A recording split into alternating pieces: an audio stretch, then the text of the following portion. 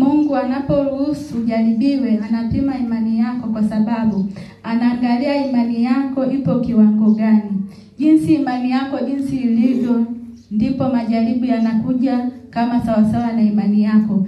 Kama imani yako ni kubwa, na majaribu yanakuja makubwa sawasawa na imani yako. Kama imani yako ni ndogo, majaribu yanakuja sawasawa na imani yako ulionayo.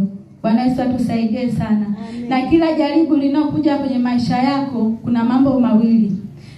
Inawezekana umejaribiwa kwa sababu Mungu amependa, au inawezekana umejaribiwa kwa sababu kuna dhambi umeifanya. Bwana Yesu atusaidie sana. Lakini leo tunajifunza kwa imani ulionayo, ambayo Mungu ameachilia ndani yako. Anakutikisa kwanza, akuweke karibu. Maana wakati wengine tusipopitia majaribu, hatuwezi kuwa karibu na Mungu. Bwana Yesu atusaidie sana. Tunakuwa tuko busy kuanzia mwezi wa kwanza mpaka mwezi wa 12. Kama hujapitia changamoto yoyote, kama hujapitia jaribu lolote, wewe utakula, utafanyaje? Lakini unapokuwa unapitia katika jaribu, unapopitia katika changamoto, lazima utapambana kwenye hilo jaribu ili uweze kushinda. Bwana Yesu atusaidie sana.